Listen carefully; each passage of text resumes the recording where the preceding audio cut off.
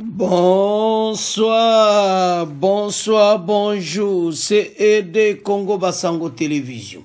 Comme toujours, avant de commencer notre émission, nous disons merci à Dieu. Nous disons merci à nos chers abonnés et téléspectateurs qui nous suivent partout dans le monde et en RDC. Bande Konanga, soyez les bienvenus dans l'émission na biso sur l'ensemble. Masolo ya moko. Bande ko toko banda d'abonnés, awa toko division des débats sur le gouvernement souminois et puis conférence de gouverneurs et pas Mama Fifi. Masuka donc talaga kande batomboli. Match eza ko sakanati. Alors pour la majorité présidentielle, plusieurs avancées sont annotées. Notamment, bon les apona bilan ya Souminois beaucoup yo ka débat ko sakanati ba le bi Souminois a salpena mon sala bien parce que tout des choses ils ont changé mais situation la population boyebi kaka on est toujours problématique pour comment ndenge ba congolais balingi. L'opposition en revanche critique sévèrement les bilans, affirmant que les 6 axes majeurs programmés de Mme Souminois n'ont pas été concrétisés. Ils sont l'aggravation du chômage, la flambée des prix, les embouteillages récurrents dans la ville de Kinshasa, l'érosion. Si tu érosion de, muté bomi penabila naï. Alors, mais, il y a Koutaki Mboka, dans mon boulot. Donc, Maman Souminois, aux un grand travail pressé, surtout sur Kinshasa. Makambo Bongi, ma province nyonso ekolanda. Alors, Maman Souminois, makambo za minene. Tolanda débat, bon auto avance.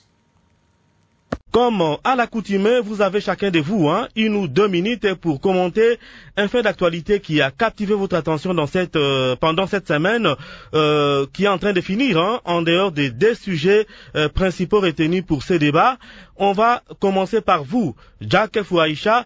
Nous rappelons que vous êtes directeur général de la radio Ndenga FM, un organe de presse basé à Kalemi, dans la province du Tanganyika. 3 événements ont marqué vraiment mon attention cette semaine au Tanganyika en général. Ces 2 jeunes garçons de 20 et 22 ans ont été soupçonnés d'être voleurs des câbles électriques de la SNEL. La population est donnée qu'elle souffre depuis un certain moment des coupures intempestives de la SNEL dans la rue de Kalemi. Quand ils ont vu ces jeunes avec des câbles dans des sacs, ils ont décidé de brûler ces jeunes vifs. Et aujourd'hui, leur corps se trouve à la morgue de l'hôpital général. Ça fait mal quand nous, on va prendre des décisions et brûler les gens. Donc, c'est pas la première fois. Depuis le mois d'avril jusqu'aujourd'hui, ça fait 14 cas de justice populaire dans la ville de Kalemi. Mais aussi, il y a cette mauvaise nouvelle, c'est-à-dire à Manono, oui, où Jacques, du territoire. Jacques, s'il vous plaît, oui. Pour le cas de justice populaire, pourquoi est-ce que la population recourt à cette pratique? C'est parce que les présumés voleurs ou bandits, lorsqu'ils sont acheminés vers les commissariats de la police, on les relâche par après? Oui, justement, souvent, la population arrive à prendre cette décision. C'est quand vous récupérez, vous arrêtez par exemple un présumé voleur, vous l'amenez à la police, et demain après demain, ce même présumé que vous avez arrêté, vous le trouvez encore sous route, ou vous l'arrêtez encore comme voleur. Donc ça fait mal. C'est la réponse de la population à des mauvaises décisions prises souvent par des OPJ, etc. Je me rappelle avoir posé une question au ministre provincial de l'Intérieur. Monsieur le ministre, pourquoi la population décide depuis un certain moment, quand ils récupèrent, les jeunes de Kalemi, quand ils récupèrent quelqu'un, un présumé volé, directement, ils brûlent celui-là. Le ministre va me dire non, ça c'est une réponse, la fatigue. Donc, on sent cette fatigue. Vous arrêtez un présumé voleur, vous l'amenez à la police, mais demain après demain, vous le trouvez sous la route en train de vagabonder pendant qu'il a commis des actes ignobles. Donc, c'est la réponse de la population à cette fatigue-là. il y a une autre information qui a touché vraiment, qui a capturé mon attention en Calémie, c'est l'administrateur du territoire de Manono qui a alerté hier, qui a confirmé l'assassinat ou la mort de deux militaires FARDC qui ont été tués après une altercation autour de l'accusation de sorcellerie entre deux militaires dans le territoire de Manono. Donc, on se rend compte que la situation des cas de tuerie continue à s'accentuer dans plusieurs coins de la province du Tanganyika. Voilà pourquoi on a tout invité les autorités à prendre des décisions pour sécuriser la population.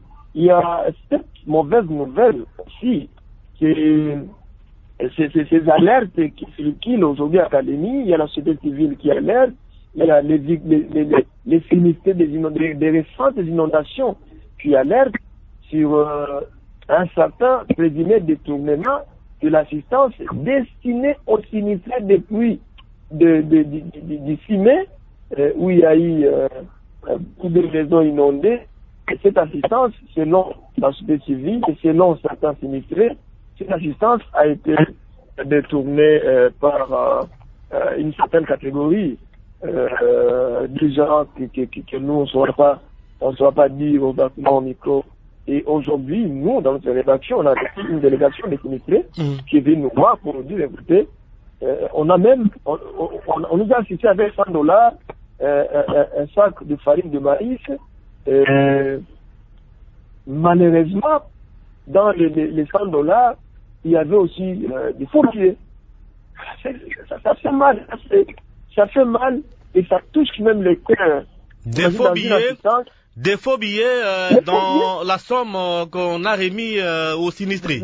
La somme de $100. Oui. La somme de $100. Il y avait des vrais et des faux billets dans le lot.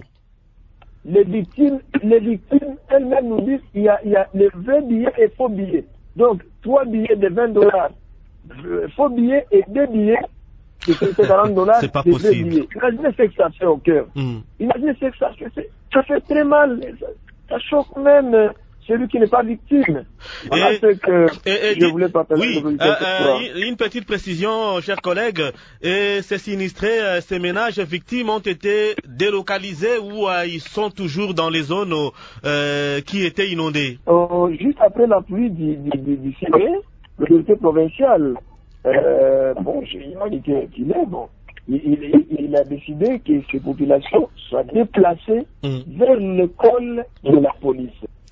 Merci beaucoup Jacques Fouraïcha. Nous rappelons que vous êtes directeur général de la radio Ndenga FM, un organe de presse basé à Calémie. Nous sommes là dans les Tanganyika. Nous signalons également que cette semaine, dans les Tanganyika, on a également documenté des cas de choléra. Je retourne ici à Kinshasa pour donner la parole à mon collègue Pascal Kambala. Nous rappelons que vous êtes journaliste de la rédaction de B1 Télévision. Dites-nous, chers collègues, quelle est la nouvelle qui a captivé votre attention personnellement cette semaine, en dehors des deux sujets que nous allons développer au cours de ces rendez-vous? Moi, je vais parler de l'insécurité, tout ce qu'il y a comme braquage répétitif dans la ville de Kinshasa, pas plus tard que 2-3 jours ici. Il y a un jeune homme dont le nom jeté qui opère, c'est un cambiste à Pigeon, a été victime, donc il a été braqué depuis chez lui à la maison par des hommes armés. Moi, j'en appelle à l'heure actuelle à un brave combattant de l'UDPS, actuellement ministre de l'Intérieur. Il doit mettre toutes les batteries en marche, mettre Jacques Chabani, qui maîtrise bien ce qu'on appelle la politique criminelle, mettre la politique criminelle en place pour retracer tous ces Congolais-là qui s'adonnent à braquer les autres. Nous traversons un moment difficile où, dans la partie est du pays, les agresseurs sont là. Il est normal qu'à Kinshasa, où on retrouve encore une autre forme de banditisme qui endeuille encore les Congolais. Vous voyez, les Congolais, nous sommes dans un pays où il y a 80% du chômage de masse, où les jeunes gens se débrouillent. S'ils sont braqués, s'ils ont des difficultés, s'ils sont confrontés à l'insécurité, y ajouter encore le Koulouna. Donc, Vous voyez, c'est juste, c'est mettre à mal à l'aise les Congolais, les Quinois qui opèrent, qui sont dans des petits commerces, qui sont dans des petites activités. Donc aujourd'hui, j'en appelle au gouvernement. Nous allons aborder la question sur une année de Madame la Première ministre, mais j'en appelle au gouvernement, j'en appelle plus au ministre de l'Intérieur, qui, à mon avis, maîtrise bien toutes ces questions-là, avec les policiers, avec les services de sécurité, arriver quand même à donner la quiétude aux Congolais. Vous savez, l'ordre public comprend 3 éléments: la paix, la tranquillité et la salubrité. Si ces 3 éléments ne sont pas là au rendez-vous, les Congolais ne vont pas se sentir en paix. Donc, il est grand temps que, je sais que le banditisme, ce n'est pas aujourd'hui qu'on va finir banditisme zéro, mais mettons quand même les moyens. Pourquoi ne pas aller, j'en appelle encore au ministre de l'Intérieur, pourquoi ne pas aller voter la loi sur les caméras de surveillance publique? Vous savez, la RDC n'a pas jusque-là la loi sur les caméras de surveillance publique. Il faut qu'on arrive, je pense que c'est le ministre de l'Intérieur qui pourra initier un tel projet au Parlement, qu'on puisse avoir des caméras de surveillance publique. Vous savez, quand vous allez en Europe, vous ne verrez pas la police. Par-ci, par-là, les murs, les bâtiments sont truffés des caméras. Papita Skiller, il y a un grand journaliste, je ne vais pas citer son nom, si je pourrais même citer son nom, il a été victime. Arsène Kamango a été victime la nuit. Tout le monde le connaît. Arsène Kamango, c'est un grand journaliste, il a été victime la nuit. On a dépris de tous ces biens. Donc vous voyez, il y a un problème sérieux dans notre pays. Il faudra qu'on arrive à trouver une solution par rapport à cette insécurité qui frappe de temps à autre la ville de Kinshasa. Oui, c'est vraiment sérieux, cher collègue Pascal, parce que ce thème a fait l'objet des discussions au cours du dernier conseil de ministres du vendredi passé. Oui. Et le lendemain, Jonas Tchombela, coordinateur national de la nouvelle société civile du Congo, il a soupçonné, il a dit qu'il se pourrait qu'il y ait des éléments de la police et des FARDC qui sont dans ces braquages à répétition ici à Kinshasa.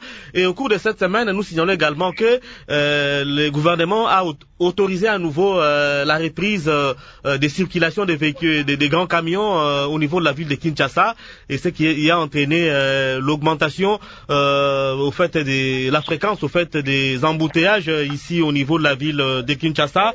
Merci à vous deux d'avoir analysé, décortiqué au fait pour nos auditeurs l'actualité qui a retenu votre attention. On vous garde en ligne.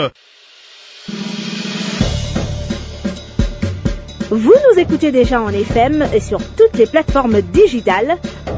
Rejoignez-nous dès à présent sur le bouquet Canal+, au canal 572 pour Radio Okapi et au canal 573 pour Radio Okapi Enfant. Radio Okapi, encore plus près de vous pour mieux vous servir.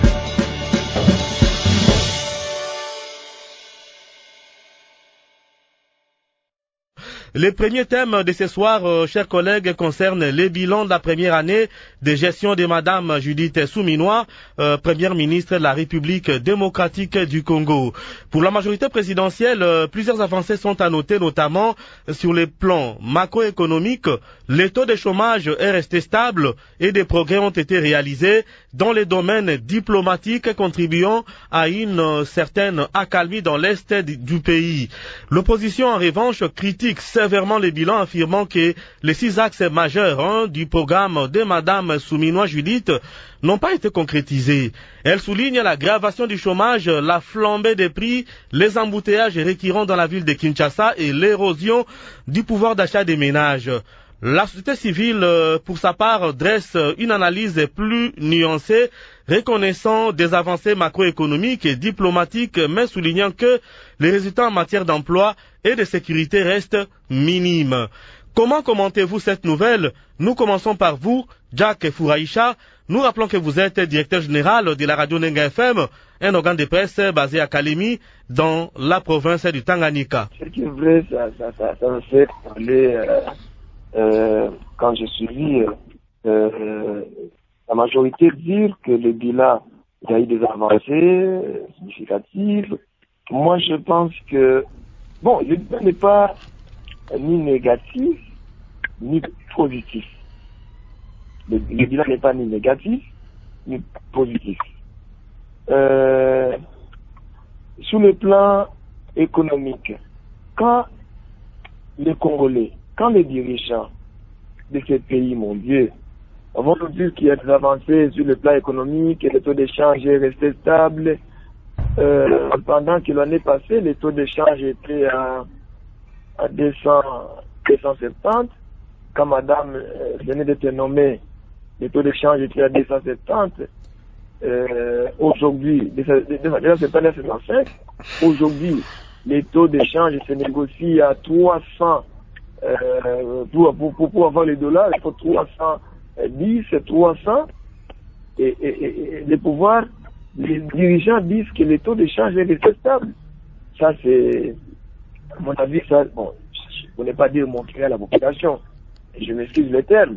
Ça, c'est pas vraiment catholique et c'est pas chrétien. Nous devons rester justes et chrétiens quand nous dirigeons toute une nation et éviter aussi d'y mêler du mensonge. Nous tous, nous vivons dans ce pays. Qui ne sait pas que c'est dans ce mandat, ce premier mandat de Madame Judith, que tout est par terre aujourd'hui dans notre pays. Bien sûr qu'elle a connu une très mauvaise nouvelle, la prise de l'Est et l'occupation des deux grandes villes de la RDC par la rébellion. Mais c'est dans son gouvernement, c'est dans la charge de son gouvernement de tout faire pour récupérer les zones sous occupation de la rébellion. Aujourd'hui, quand vous arrivez... Et sur le terrain diplomatique, chers collègues... Oui, bon, c'est qui est vrai. Et je crois avoir tweeté, hein. Moi, j'avais tweeté il y a quelques semaines pour féliciter Madame la ministre des Affaires étrangères. Sur le plan diplomatique, il y a des avancées significatives. Là, on n'a pas vraiment à trop discuter. Et sur le plan sécuritaire, rien ne va. Sur le plan sécuritaire, rien ne va. Peut-être ce qui se passe depuis un certain moment, on a appris les interpellations de plusieurs ministres du gouvernement, Madame Souminois, accusés de détournement. Plusieurs ministres accusés de détournement. Et ce qui fait aujourd'hui la vie du peuple congolais est par terre. La vie du peuple congolais, beaucoup de Congolais sont en chômage.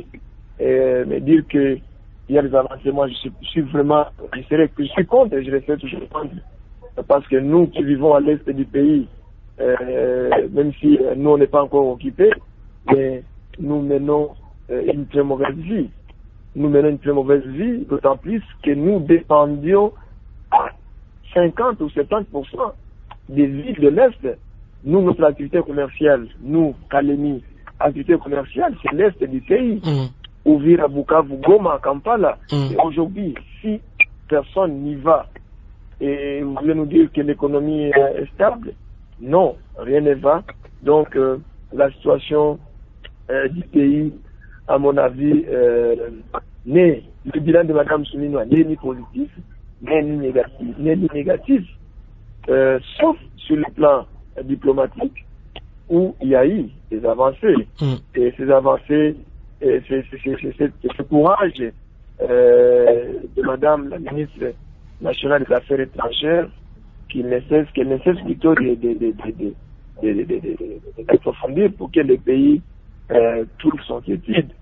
Imaginez depuis le mois de janvier, depuis le mois de février, janvier quand on a pris Goma, février quand on a récupéré Bukavu, quel effort du gouvernement souminois pour récupérer ces deux grandes villes, des villes stratégiques même de notre pays. Alors, aucun effort pour permettre à ces Congolais-là de l'Est vivre tout ce qu'ils vivaient, le bonheur, cette ambiance qui existait à Goma. Oui, et ces deux provinces, ces deux régions, ces deux grandes villes sont sous occupation il y a plus de on est presque à 4 mois. Oui, bientôt, presque 4 mois. Parce que depuis le mois de janvier, c'est le 13, donc 4 mois déjà, sous occupation. Imaginez, quel effort. Moi, je pense que il faut beaucoup d'efforts Et moi, j'avais même proposé, hein, je passe sur Okapi, non, je passe sur Okapi, j'avais même proposé qu'il y ait remaniement du gouvernement Souminois, qui est Souminois 2. Qui est Souminois 2 pour voir ce qui peut s'améliorer. Merci beaucoup, Jacques Fouraïcha. Nous rappelons que vous êtes journaliste, directeur général. Hein. Je me tourne vers vous, Pascal Kambala. Nous rappelons que vous êtes journaliste de la rédaction des Biwan Télévision. Comment commentez-vous ces sujets, le premier anniversaire du gouvernement souminois? Bon, en fait, je vais partir avec la pensée de Confucius. Confucius, vous le connaissez, c'est un philosophe. Il disait, sous un bon gouvernement, la pauvreté est une honte. Sous un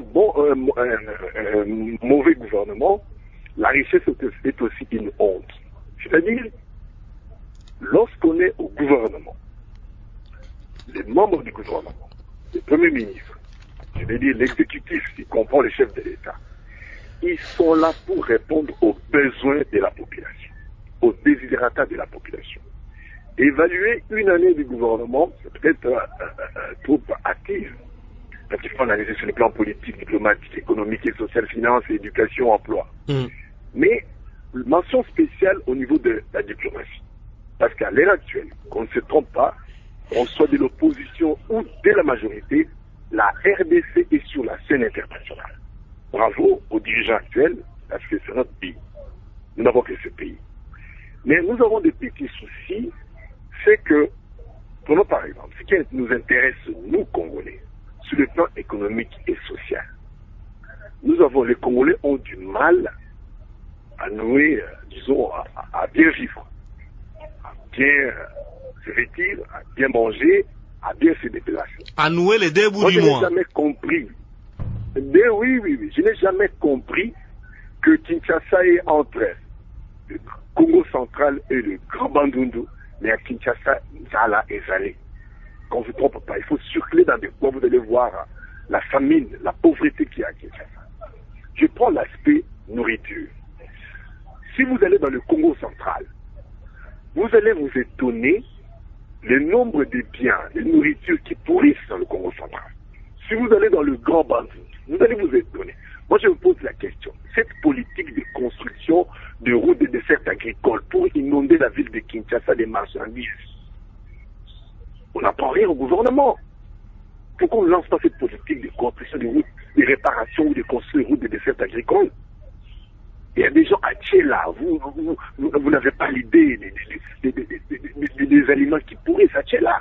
Des plantations de bananes, des tables, des bananes, mais attendez, des orangers. Posez la question, vous êtes une grande radio Okapi, posez la question aux Congolais, combien de Congolais à Kanana, à Bitabe, Congolais quinois, je prends les quinois, ils sont combien? C'est luxe aujourd'hui. Alors qu'ici, au Congo central, les choses pourrissent. Kinshasa devait être inondé de biens. Si je vais de l'autre côté au nord, la province orientale, la grande province orientale, le grand Équateur. Mais j'ai apprécié, j'ai suivi Jean-Pierre Débat chez nos confrères de Top Congo parler de construction de 4 bateaux. Mais il fallait activer ces histoires-là depuis. Bravo. Mais il faut activer pour aider la circulation des marchandises, la circulation que les commerces tournent. On ne peut pas, un grand pays avec plus de 80 000 terres arabes, comme on le dit, on le répète, mais sur terrain il n'y a rien. Nous ne devons pas importer du riz venant de Pâques, je ne sais pas, de l'Inde ou de Thaïlande. C'est une honte pour nous. Tati, tenez, les experts me disent ceci. 1 hectare de maïs bien planté vous produise 8 tonnes de maïs. 1 hectare bien planté. Un expert me dit ça. Mais nous avons combien d'hectares de terres arabes ici? Cet aspect-là, le gouvernement doit activer la politique de construction de routes de dessertes agricoles.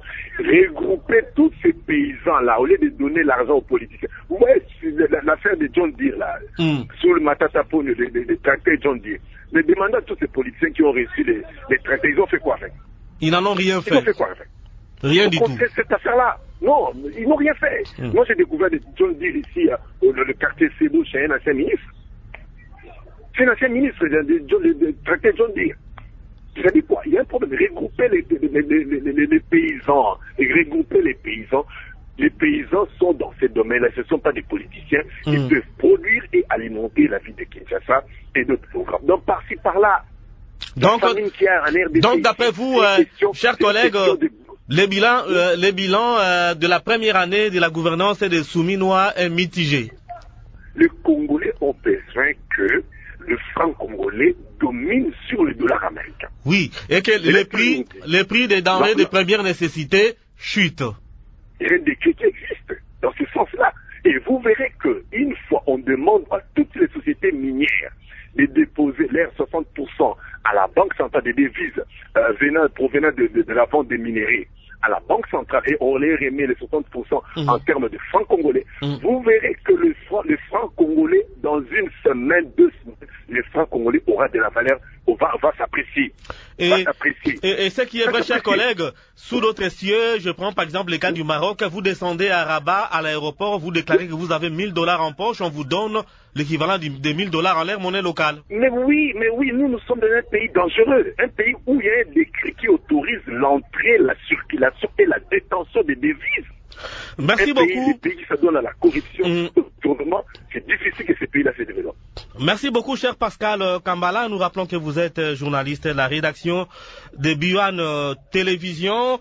Merci à vous deux d'avoir analysé ces thèmes, se rapportant au bilan de la première année de gestion de Madame Judith Souminois, première ministre de la République démocratique du Congo.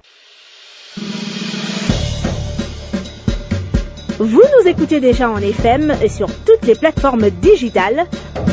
Rejoignez-nous dès à présent sur le bouquet Canal Plus au canal 572 pour Radio Okapi et au canal 573 pour Radio Okapi Enfant. Radio Okapi, encore plus près de vous pour mieux vous servir.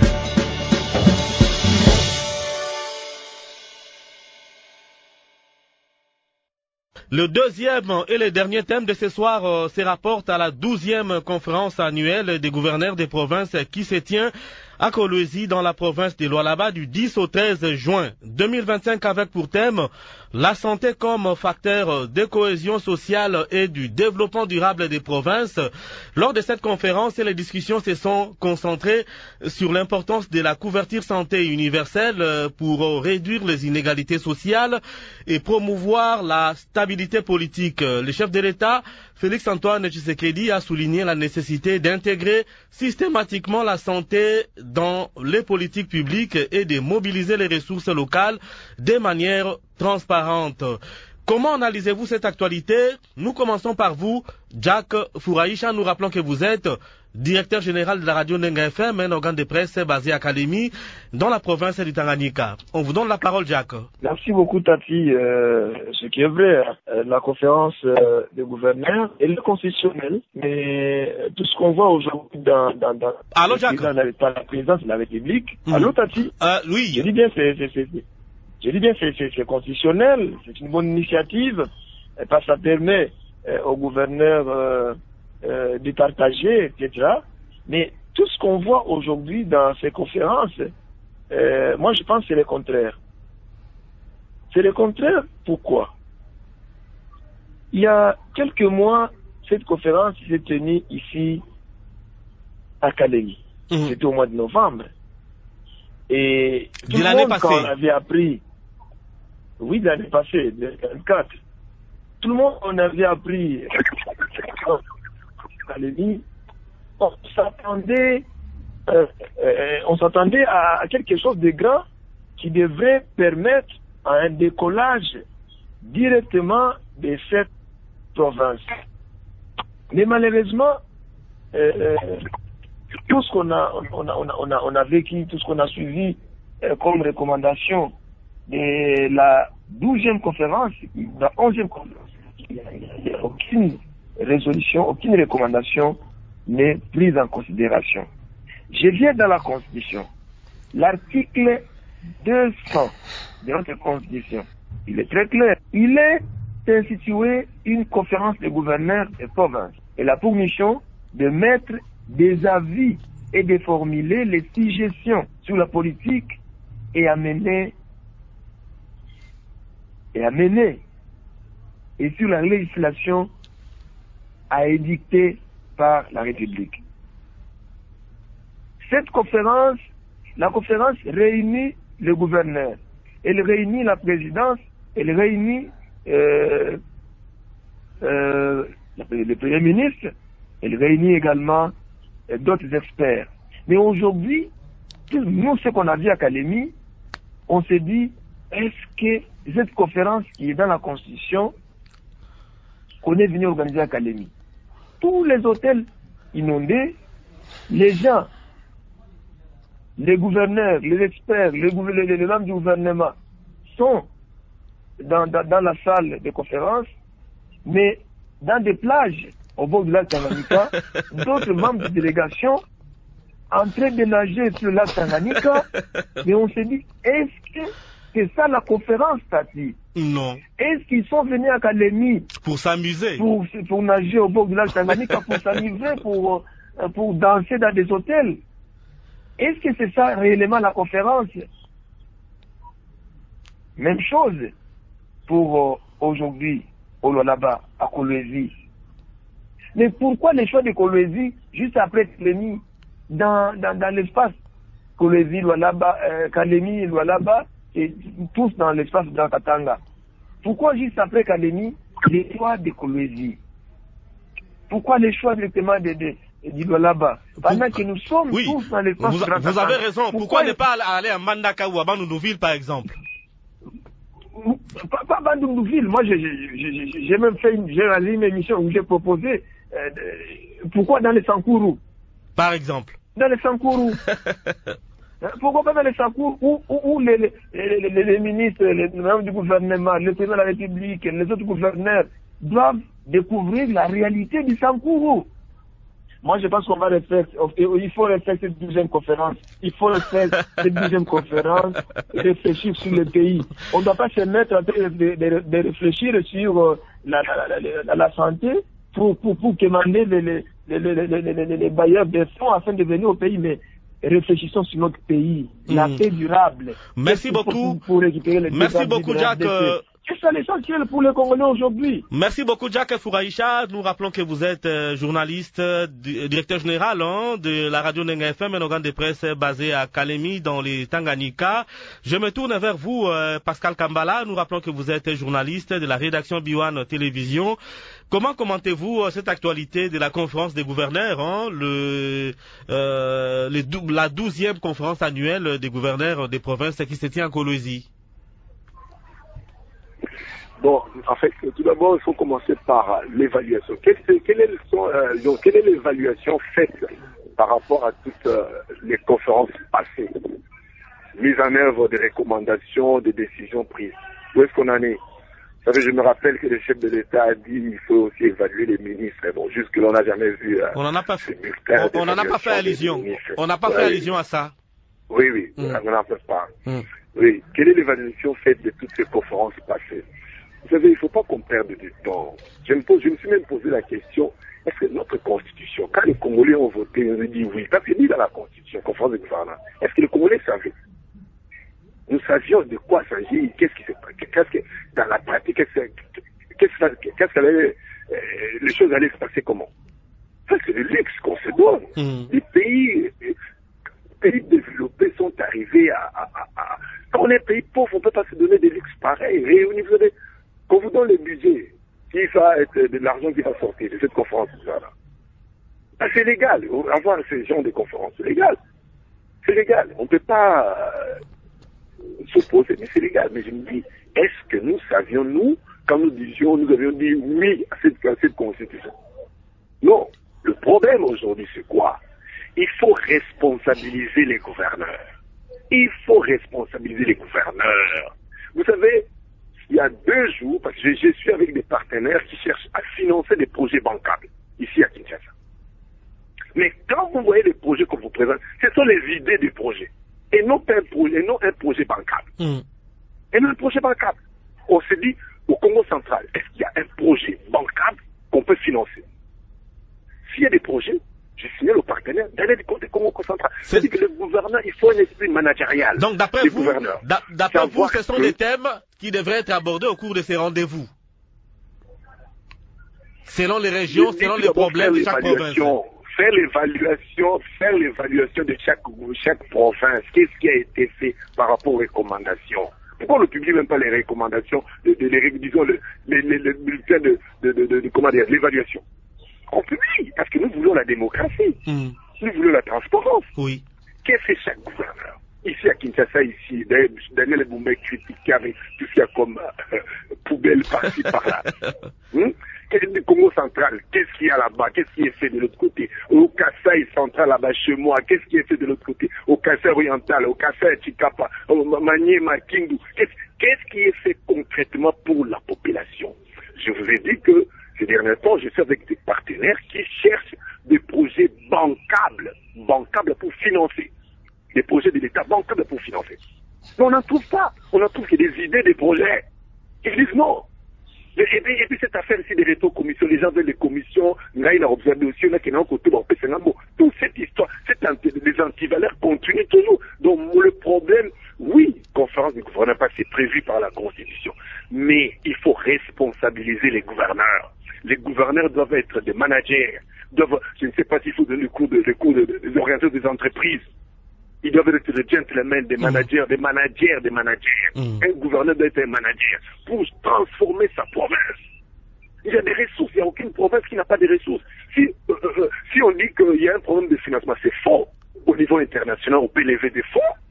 Il y a des fonds souverains, même si nous sommes empêchés par d'autres institutions internationales pour accéder aux fonds souverains.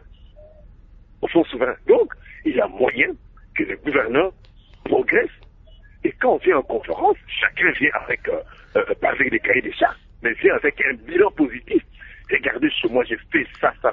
Et les perspectives? Madame Fifi Masuka. Oui. Mais oui, chez Madame Fifi Masuka, avec tout ce qu'il y a comme minéré. Mais les choses avancent. Mais à Kinshasa, ici, les choses avancent où? L'embouteillage monstre et les gens kidnappent, j'aime pas parler de des choses invraisemblables. Donc, le problème, c'est quoi? Je l'ai dit. Il faut donner plus de responsabilité au gouvernement, d'activer de bonnes politiques locales, provinciales, et que les choses vont changer. Nous les considérons... Beaucoup de gens vont quitter Kinshasa et rentrer dans les provinces. Chers collègues... Les gens pensent qu'à Kinshasa, il est le miel. Oui. Les temps se grandent vite, nous le considérons comme votre dernier mot. Oui. Non, je conclus. Oui. Je conclus en disant par rapport à ce thème, et que le chef de l'État responsabilise davantage les gouverneurs. Moi, je me dis, il est facile que nos provinces se développent rapidement. Il faut mettre juste de bonnes politiques publiques.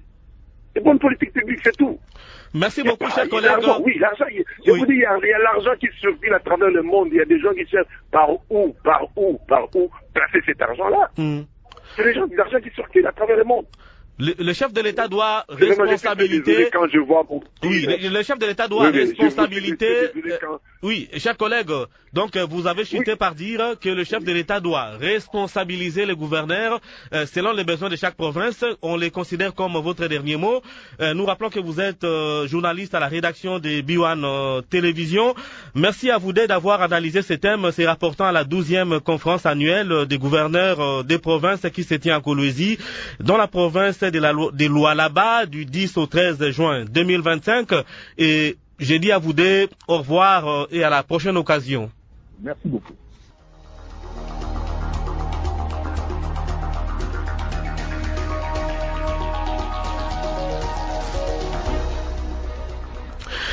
C'est pas ici que s'achève ce numéro de la Tribune de la Presse. Alors, Bandeko Toyoki débat et puis Toyoki sur conférence des gouverneurs. Na kota sumi no va critiquer ça peine à mingi, mais quelques avancées na niveau économie et en tout cas avancées. Wana toujours mon andeni banque centrale et ça kovimba toujours ma taux d'échange et maintenir. C'est ça l'économie, mais so telle la population situation ça ka clarté, yango position zolobake bilana yo moi ba tiango positif ezati. Engana za d'accord na opposition parce que peuple tisi koyo makambo za ko avancer. Alors wana ezalaki gouvernement sumina. Maintenant soki toleki na nde tolandi bango sur oyo elekaki na Kolwezi. La deuxième conférence des gouverneurs de province qui s'est tenue à Kolwezi dans la province de Lualaba du 10 au 13 avec pour thème la santé comme facteur de cohésion nationale. Et lors de cette conférence, les discussions se sont concentrées sur l'importance de la couverture santé universelle. Félix Gede a souligné la nécessité d'intégrer systématiquement la santé dans les politiques publiques. Donc, makambo eleka mingi ya santé, mais makambo esalama ekuna tozongana na photo wana. Pourquoi Fatia tomboli mama suka loboko likolo? Parce que la dame a bien travaillé. Et belle pe bakocha yiwana, mbongo ba opesa na ba minéré, adjuna tie na poche, mais maman wa lobi abongisa mboka. Aéroport asika. Banzela asika. Bekol. Ba makambo belle donc asali ato. Alors, wana to tika on a bino so bo critiquer débat, to tika on a bino. Au revoir, à la prochaine.